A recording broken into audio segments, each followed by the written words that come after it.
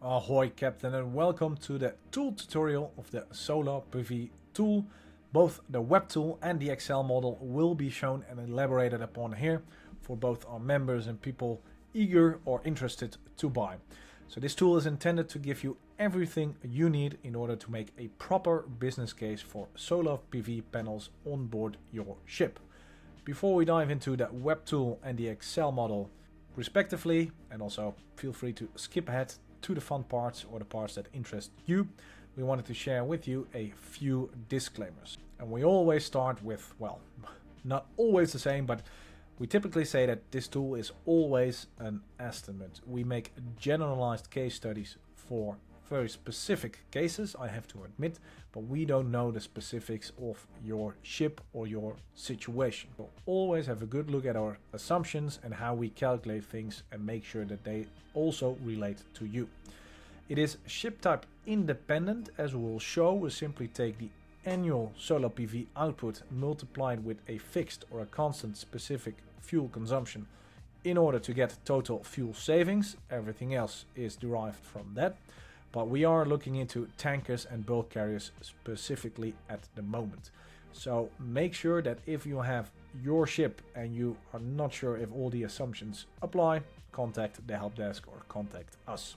As I stated, it's based on an annual kilowatt hour output and a fixed specific fuel consumption in order to calculate all the dollar or euro cost. Also there, fuel and EU ETS, one of the most impacting cost factors in the whole business case. That's of course calculated in euros, but the input and the output we provide generally in dollars. But this assumption is, as we'll see, a pretty important one, especially if you have an auxiliary engine load that goes lower than, let's say, 40 or 30% of the engine. And then finally, it is subject to change. We constantly update it when we get new feedback, or for example, when IMO releases new net zero frameworks. So please keep in mind that if this tool, and also when you are watching the video, is quite outdated, well, outdated is a strong word because of course the sun is hopefully gonna stay here for a while, but make sure to keep the time in track and see if all assumptions still apply, especially when it comes to the regulatory and compliance aspect. Luckily, we can help you with all the questions, changes and everything that you need. You can always contact the help desk to make your life easier. We will help you with your specific case study, and for our members, we can also help you build specific business cases for your ships specifically. So without further ado, let's dive into the web tool and then the Excel model. And here we have the member page with the solar PV tool, as you can see here. Clicking on it will get you directly to the solar PV tool. Mind you, we are using the premium version, of course. That means that if you are using the freemium version, some functionalities and features might not apply. So scrolling down, here we have the tool itself, and as you can see, I already said it, we are focusing on tankers and bulk carriers. You can search for your vessel in between here if you have a tanker or a bulk carrier. Not all of them are provided, but you could, for example, let's filter on dead weight. So here we can have the smallest and the largest vessels. We're gonna go for an intermediate sized vessel, let's say 40H medium range. No, we're gonna go for a Handy Max. Yeah, the Zephyr, I like it. So we can click on it, then all the rest should disappear, and we can click on Let's Go, which gives us directly, well, everything we need. Estimated capex for 100 kilowatt. The standard we put in is 100 kilowatt peak, by the way. The estimated profits, ROI, and break even. So before we dive into the business case specifics, we have ship properties, PV, technical specs, everything related to solar PV, business case, everything related to money, and then we have safe case, and that means we can simply print a report that gives us an instance of what we have done that we can share with friends, family and colleagues. So let's first go to ship properties. And what we can see here is that we can change the amount of sailing and in total, and we can also change the amount of sailing inside the EU. Mind you, some functions, or sometimes it takes a while because it's quite a hefty model. There's a lot of parameters involved.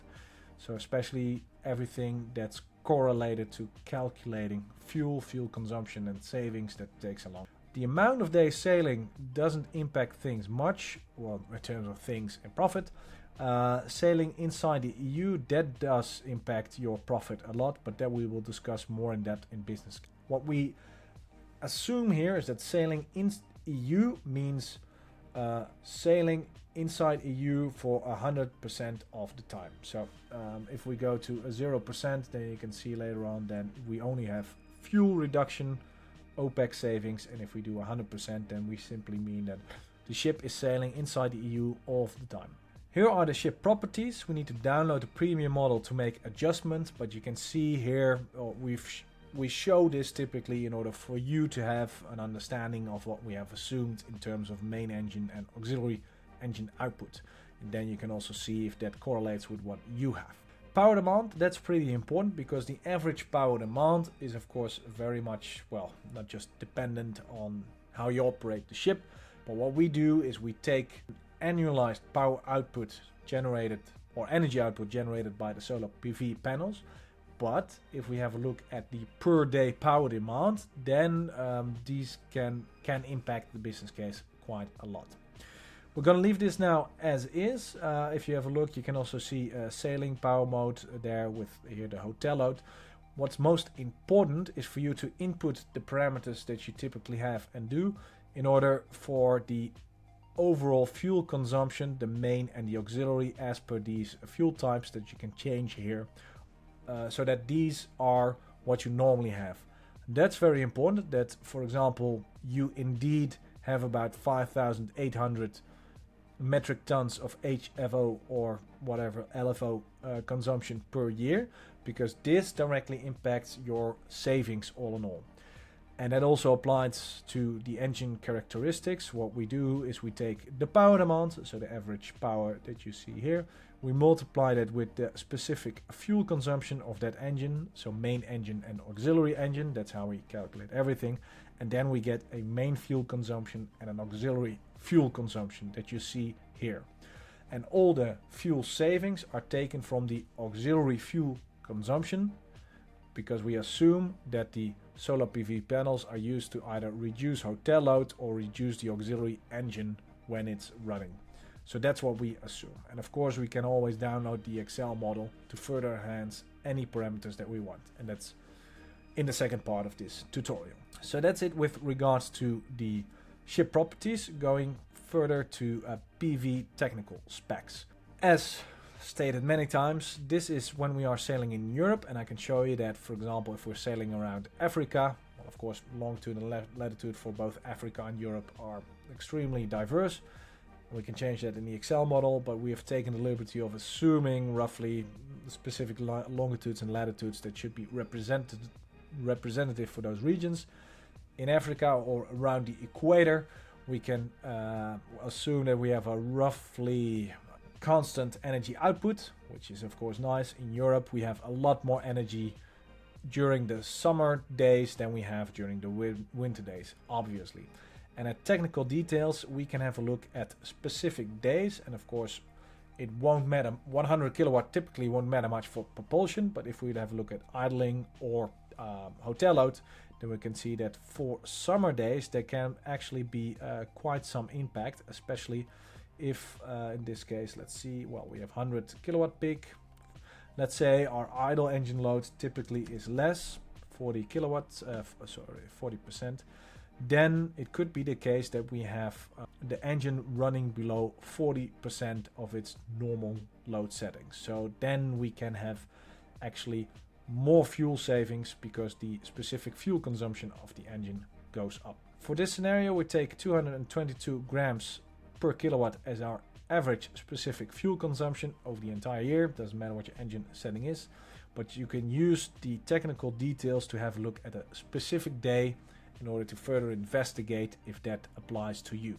So we take peak power, we multiply the total amount of energy that we have here, so that's about 105,000 per annum, and then we multiply that with the specific fuel consumption grams per kilowatt hour in order to get a total amount of fuel saved. And we calculate it up to the well, a nanometer as I'm looking at it here. So the amount of fuel saved is not a lot for a 100 kilowatt peak installation, which is roughly, let's say, 4 to 500 square meters, one large hatch. It's still quite something, but I have to admit, in 10 years, you should not be doing much with it. You always have that energy when the sun's on. The investment itself is limited, and the savings are, or as you can see here, can be quite high. More on the savings later. But here you can change the most important aspects. You can change the total amount of energy output. If you have a better estimate somehow, you can always override it here. And if you want to learn more about the methodology and assumptions, because I'm going to skip emissions for a bit, because it's simply fuel saved multiplied with the type of fuel emissions. Here you can see more on the calculation logic that we have. You can also have a look in the Excel model itself, where you can actually see and change the. So that's it with regards to the ship properties and the PV technical aspects. Now let's move on to the business case. And here's the business case. What we see on the left hand side is the cumulative cash flow. So we have, well, the investment in the beginning, then each year we have luckily some savings all the way up to the end. 10 years we take now into account, after which we have about 288,671 in profit. That's right, with a total ROI of 189%. And the savings are caused by a combination of fuel EU, EU ETS, fuel EU and IMO net zero. And if you want at some point to exclude these different types of savings somehow, because you know what, EU ETS doesn't apply to you, fuel EU doesn't apply to you, etc., then you can do that here. And this is simply the different years that you take into account. So in 2023, that's, I'm going to make it 2031, there you can see that the breakdown itself is roughly here. So we save most of everything, so about 50% in that year is because of fuel, and everything else is because of compliance. More on that later. So that is how we make money with solar PV. Now, what are the most impacting cost parameters? Those we have listed here, and of course they are total capex, because if we change that of course, well, everything. We typically take $1,000 per kilowatt peak into account. Then we have fuel, of course. If we increase fuel price, then we can see that, of course, our payback rate is increased, because our entire fuel savings are based on the total amount of fuel saved. Well, that kind of makes sense.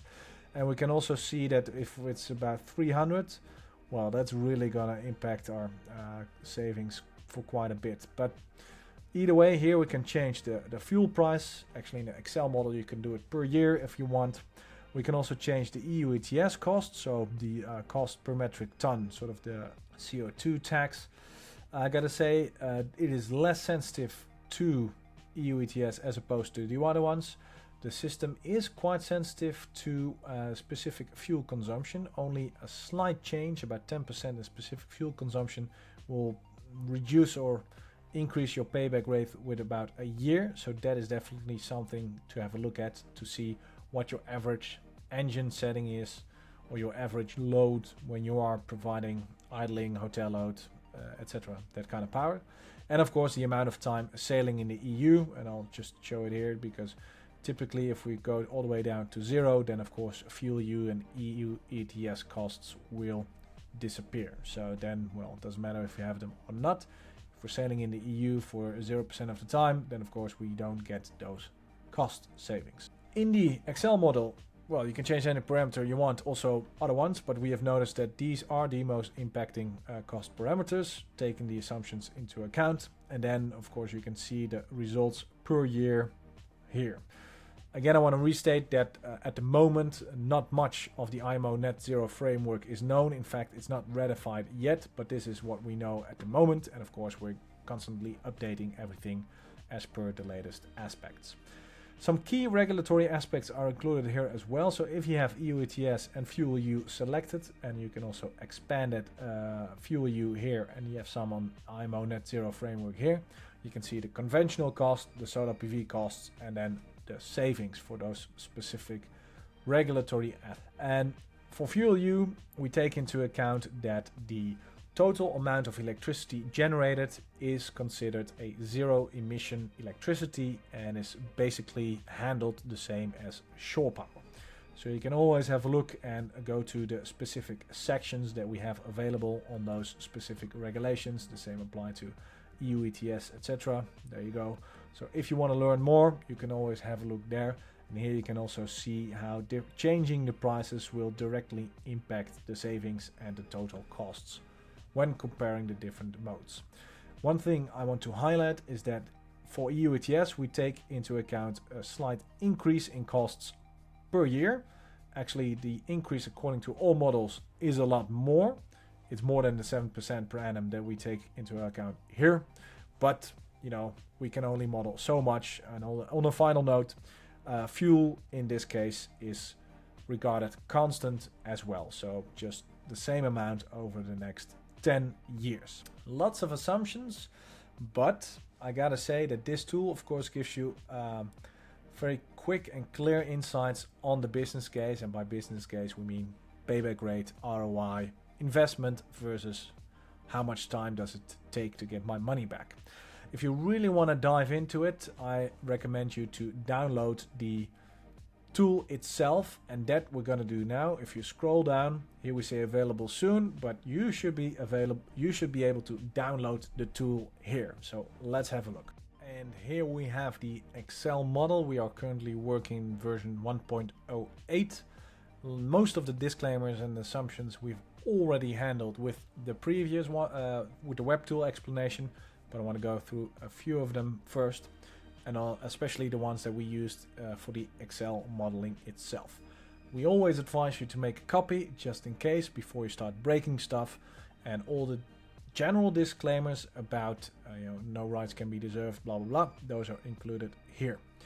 So in terms of naming conventions, what's good to note if you go to formulas and then name manager, we do use a lot of named parameters that you can see here, and we've also added a list of how exactly we name most of the stuff typically. What's important to note is that we use screaming snake, everything is in caps lock. Case 1 is typically conventional, that's the regular case.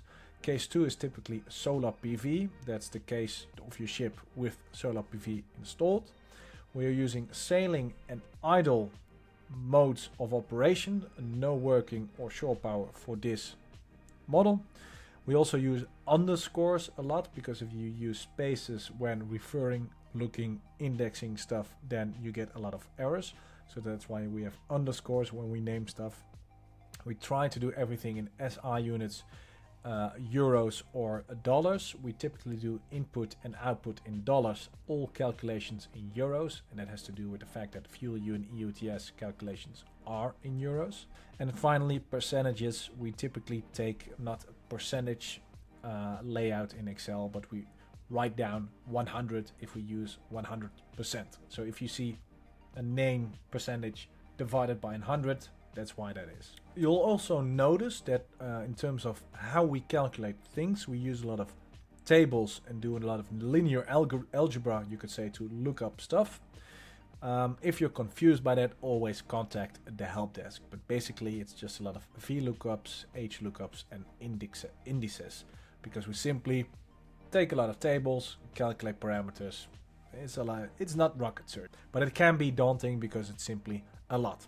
Speaking about a lot, this is the structure of the entire model. And why is it a lot? We've broken down everything into parts that you can change and adjust interdependently in order to get a better approximation of the entire thing. What do I mean? All the input that you can change is shown here. So this is the input for ship, solar PV, operational, regulations, and economical. Then the output cash flow, that is shown here. So scroll down. If we look it up, then we get for each 5 years the cash flow, capex, conventional, case 1, solar PV, case 2, savings, and the result. You have the output, that is the OPEX. Here we have OPEX, that means money, but we also have listed the conventional and the solar PV, maximum power, all the physical parameters, and the emissions per year. So this is per year based on the reporting year. Then we have power profiles, and what we mean by that is we take all the different, every 10 minutes of the day we calculate all the different powers, parameters, etc. So this is something we have to, have a closer look at, because as you can see, there's a lot of calculations involved here. All right, going back, there we go. We have therefore the daily calculations, but more importantly, the yearly operations. What we do is for each day of the year, we calculate the amount of energy produced as per the solar PV input. These are standardized solar PV calculations. We simply calculate global horizontal irradiation for a given time of the year and a given location of the Earth, multiply that with the solar PV kilowatt peak and performance ratio and weather correction factor. But still, this is quite something to take into account. So this can be daunting, but note that here for each day of the year we simply calculate the total amount of energy provided. Then the operational profiles. So we take everything for case 1 and case 2 for conventional and solar PV. Based on that, we calculate fuel consumption on average for the entire year. This is something that's very important because this is used as input to calculate all the compliance in calcs section. So we assume this as the average consumption per year. We assume this as the average consumption for the auxiliary engine. So in this case, we only have 2 types of fuel available for the standard model. You have to take a few shortcuts to handle more fuels for any situation that you might have. But what we also do, and please note that we take the auxiliary fuel consumption and we reduce the solar PV fuel saved metric tons per year from that particular values. And that's how we calculate savings. So that's an important one to note. So everything, by the way, I haven't mentioned it, but everything in gray can be used as input model. Then calcs. Well, this doesn't look very complicated, and I can guarantee you it is not. We basically have a case 1 and a case 2. OPEX is most important. We calculate everything from 2025 to 2050. So for each year we calculate cost all the way up to 2050. Whether that's relevant or not, that's up to you. And then for each case we have up to 4 different types of fuels that we can calculate. We take into account all the different fuel EU ETS and IMO compliance issues. We then calculate emissions, greenhouse gas intensities, etc., so that in the end we finally get a penalty, compliance costs, fuel costs, and everything is then correlated here. So this is a lot. This is where all the magic happens, you could say, and this is also something to change if you have very specific needs. But rest assured, you don't have to touch this as long as your fuel consumption here, the totals, are correct. So this is used per year to calculate all the costs on which also all the savings are defined. If you want to check out how we calculate the yearly and the daily energy here and power here output, that you can see here. So we've listed the formulas as well, and you can change them here to see how everything correlates and just check if we did it correctly. So these are not used in the other analysis and the calculations in power profiles. These are simply here to show you the formulas. And here we also have the latitude and longitude regions, but in the input section we'll see that you can simply take the input, or you can change the latitude and longitude yourself. We have a limited ship database available. I believe it's up to 250 ships. Some data here is also, lots of it is publicly available data. Some of it is pre-populated and simply taken as granted. For example, everything here, main fuels HFO, and all the secondary fuel, auxiliary fuels are all MDO. So take that with a grain of salt. Then finally, fuel data. So you have fuel data from Fuel EU, EU ETS, and IMO. So that's all listed here. So if you have changes in fuel, please note that here, because here we can see that we have all the different types of fuel available that you might want. But if you change them here, everything else is correctly calculated. Here, because you can change basically everything, the gray doesn't mean you can input it and the rest not. The gray simply means that these are biofuels. On top of that is fossil, and below is renewable fuel, non-biological origin. Then we have prices data. Here again, gray means input cells. We have a base price that you can see here, and we have a trend. I advise you to just keep it at 0%. But if you want to change or make your own scenario projections, you can do a per year analysis and input the values that you have over here. So that if, for example, you have a specific fuel forecast or whatever forecast, maybe on EU ETS or fuel EU pooling, you can do that here. SFC data that you can see here, this is how we calculate specific fuel consumption. But I can already tell you that we override the annual savings by means of a constant specific fuel consumption value. We do take the lowest, so we simply have a look and see here 222, that should be around 80%. Yeah, there we go. So we take the engine running at its optimal, which is up until about 50%, roughly still the case, and then we use that value in order to calculate all the savings. And finally, here are the referenced items, the references that we have used in order to calculate everything. Going back to the beginning, I'm going to highlight a few other things that are important for you to know in order to make your own models. Starting at input. Again, everything in gray you can fill in, but of course, if it's an Excel sheet, you can basically change everything, but we advise you not to change the one. So here we can change the ship. You can of course override everything and leave the ship type and everything here as it is. What's important to note is that here main engine power, the total amount of main engine power, and maybe the specific fuel addition, which means changing the specific fuel consumption. So if at 10 here, then that will also be changed to 10. It's more useful for the web tool itself. But the main engine power, and of course then 2-stroke, 4-stroke, and whether or not it's slow, medium or high, that will impact your total specific fuel consumption. What we do here is we have a VLOOKUP. We look up the vessel that is selected, that you see here, and then we match that, or we select, we look up that specific ship in the database ships, and then we match the specific parameter that you see here with the database. So if you have a look here, then the formula is the same everywhere. We simply take that specific value parameter of that ship and then fill it in here. So it's pre-populated. If we change the ship, the admiral, then all the values are changed accordingly, and that's why we do it like that. Again, you can feel free to override everything. Main engine power, specific fuel consumption, and that's important in order to ultimately calculate the fuel consumption per year. So that's why that one is important to check. Then the solar PV, also important to check.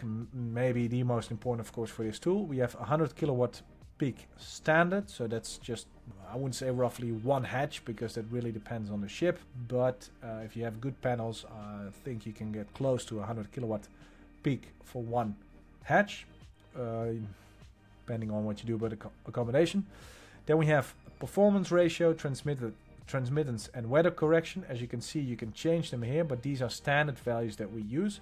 So the typical, here, if you go to instructions, the typical way that everything is calculated, the modeling and the assumptions, we've already discussed at the web tool, but this is how we do it.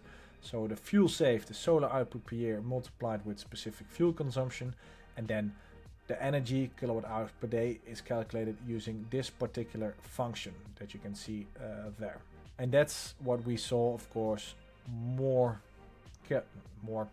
elaborated upon in detail over here. So this is where we calculate all the different parameters, and the same is done in a power output.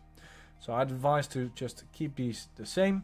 But of course, longitude and latitude, or the average region, that is very important to input, because that will definitely impact your overall amount of energy per year. So if you zoom in a little, there we go.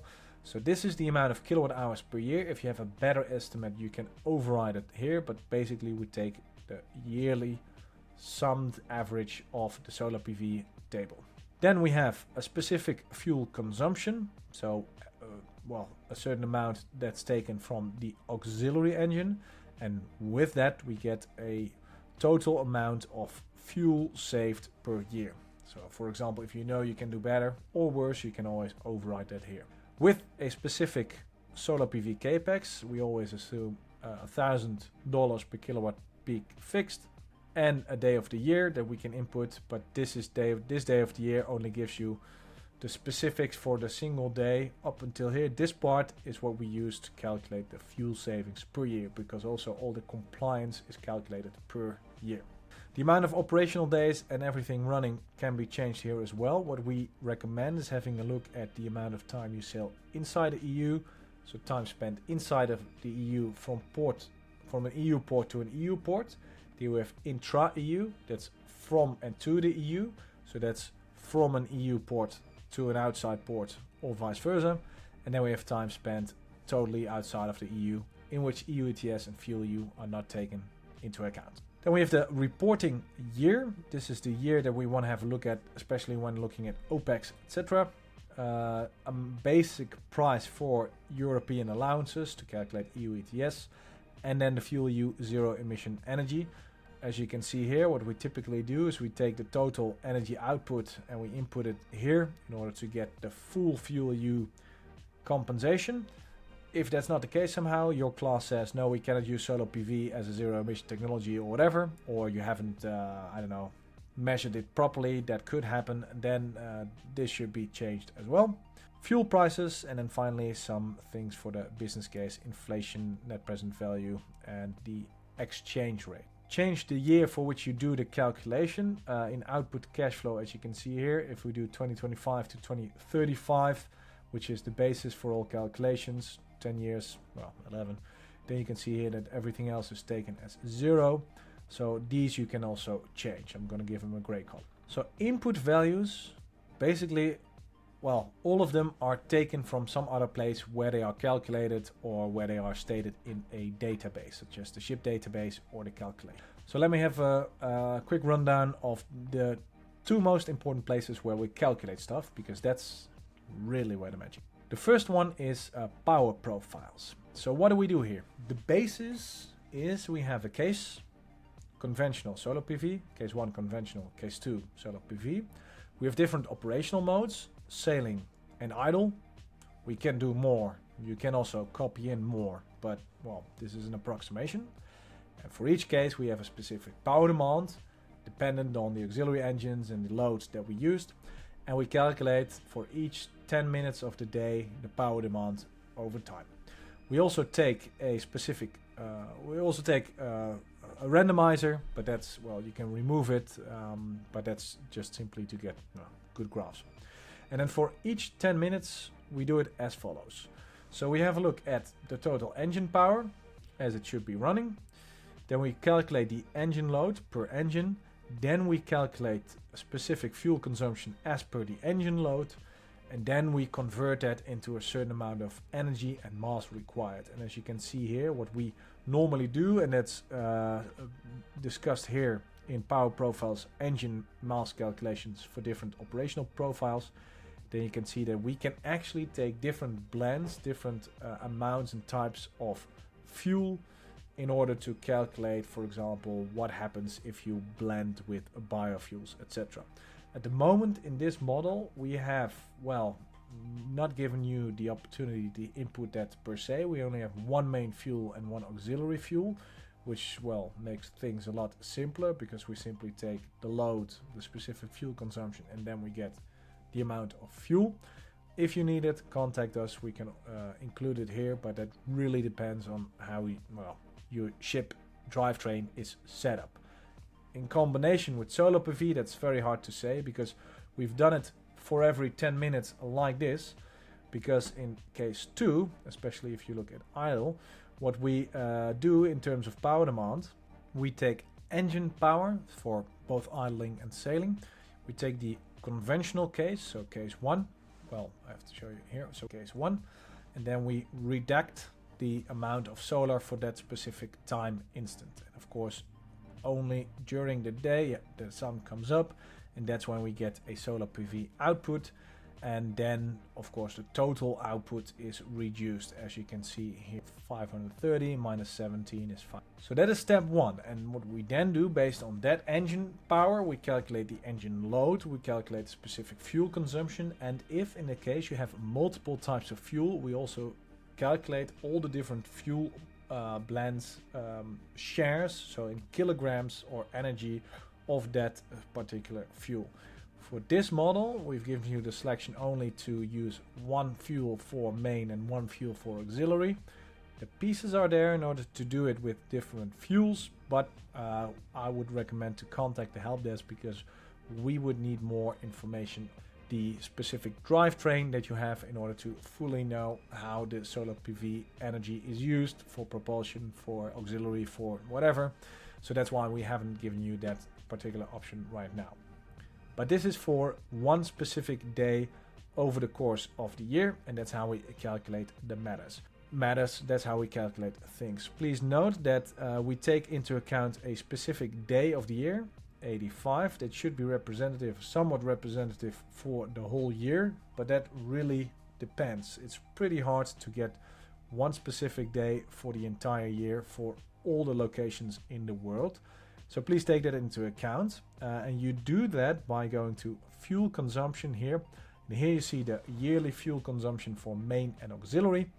That is still the same, and we take the total amount of fuel saved and we deduct it from here.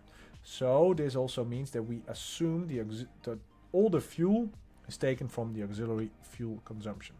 So going back to auxiliary, one more auxiliary to power profiles, one more thing left to show you. This is per day. That gives an estimate of the total amount per year, with the average day being 85, so that is something to take into account. Furthermore, we have the total amount of yearly energy output, so as you can see for each day of the year, and this is more than the full day that you see here, so yeah, that's increased, so all the way up to 365 we have amount of energy calculated for each day. And this is all summed. As you can see, 105,668, and that is the total amount of energy that we consider saved per year, multiplied with a specific fuel consumption leads to an amount of fuel saved. And that is the amount that you put in here, or that we put in automatically here. So if you have multiple fuels, if you have whatnot, you can change that all here, but mind you, you can also then break some of the links. So this is the first power profiles is where most of the things are calculated in terms of fuel and energy, and then in calcs everything else is calculated mostly in terms of OPEX. It is complicated, luckily not complex. It's just, you know, many years, 26 years, that's a lot. And then for each different year, let's see, we need to expand everything. So we have up to 4 fuels. For each fuel so you can use up to 4 fuels. We calculate emissions per fuels. We take IMO, EU, Fuel EU and EU ETS fuel parameters. We calculate greenhouse gas intensity for both Fuel EU and IMO. Then we calculate penalties, we calculate fuel costs per year, and then finally we have everything that we want in terms of OPEX. So here you can see case 1, conventional, solar PV, and then for each year we calculate the fuel, the IMO, the EU ETS, and the Fuel EU costs. And that's why it is so much. Well, can't make it easier. It's simply a lot of parameters, but the basis is, I'd have to admit, not too complicated. We simply have fuel costs, IMO costs, EU ETS costs, and Fuel EU costs, and it's up to you to decide which mix you want. As stated, all the calculations here are in euros, so we also use the exchange rate provided in order to get an estimate on, well, the total costs in dollars, because the input and the output, as we can see here, is in dollars, but the calculations themselves are in euros. So keep that in mind when working with this. Only one more thing left to say. There are some hidden, if you press unhide, then you can see there are some tabs, but also some columns hidden from time to time, not because we want to hide them from you, just because we want to make it easier for you. It is already quite a lot, as we have seen, and hiding a few cells just because we need them for the web tool or some of the calculations should make it easier for you. So these you do not need to make all the calculations, but when in doubt, you can always contact us to get more help. And that's, before we close off, the last thing I want to say. Because yes, it is a lot, it is quite complicated, especially if you have very detailed and specific drivetrains or detailed calculations to be done. That's why you can always contact the help desk to make your life easier. We can help you as a member with specific case studies, but we can also help you as a premium user to make a case for yourself or to adjust any of the models and do any of the help that you might need. Thanks for watching this video and have a great day.